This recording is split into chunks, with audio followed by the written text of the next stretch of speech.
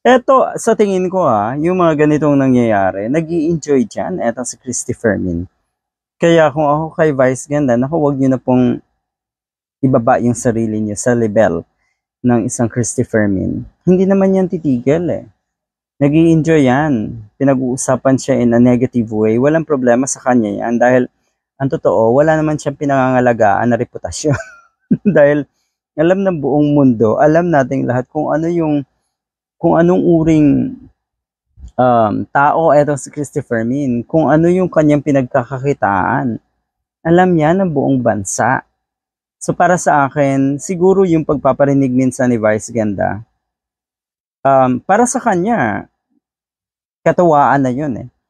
Pero masakit na masakit at talagang tusok na tusok, sapul na sapul sa mga ganyang patama etong si Christopher Min. Pero ulitin ko nga, mukhang wala namang, or nag-i-enjoy din naman siya sa ganyang mga patama. Dahil nga naman, pag-uusapan na naman etong programa ni Christopher Min at siya mismo.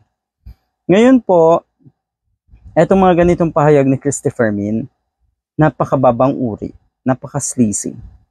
Alright, dahil yun nga, merong isang contestant na ang pangalan ay Christy sa isang segment sa It's Showtime at merong patama nga etong si Vice Ganda, bukod daw sa pagsisinungaling, ano pa ang pinagkakakitaan, o di natumbok, o di umaray etong si Christopher Min. Hindi ka naman talaga aaray kung ikaw ay, o kung hindi mo alam sa sarili mo na ganun ka, na sinungaling ka.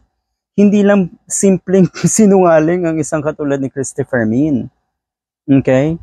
Lahat pong mga issue, negative issues sa isang celebrity, yan pong lahat ay posibleng gawa-gawa lang niya. So hindi simpleng kasinungalingan ang ginagawa niya.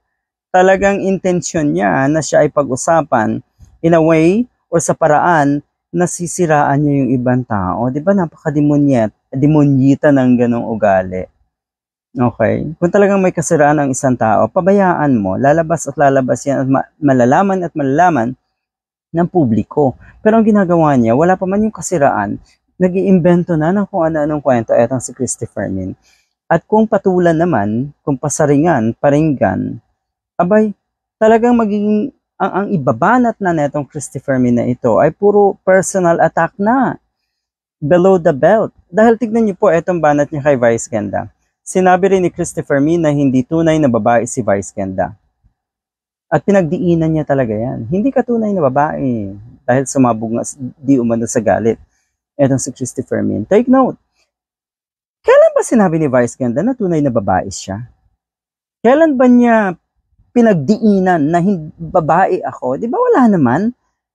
Di ba? Ito mga ganito na patama mo kay Vice Ganda, hindi to tatalab kay Vice Ganda dahil alam niya sa sarili niya, kilala niya ang sarili niya.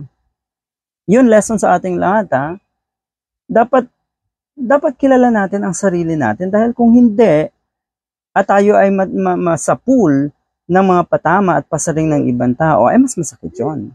So ito yon, dahil nga ito yung laman ng balita ngayon, ay mukhang ulit-ulitin ko, mukhang nag-i-enjoy din naman itong si Christopher Min.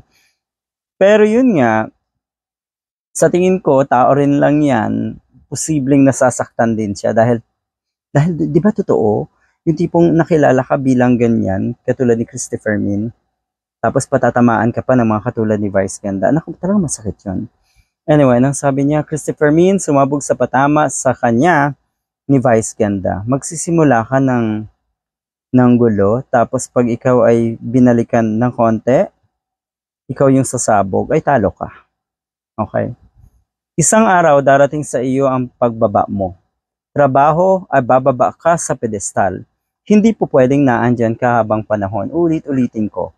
Ito rin po ay alam ni Vice Ganda. Alam niya sa sarili yan na siya ay or lilipas ang kanyang kasikatan. Abay kahit sino naman. Ganito, ang hindi lang lilipas ng kasikatan ay posibleng yung sikat si Christopher Min, di ba?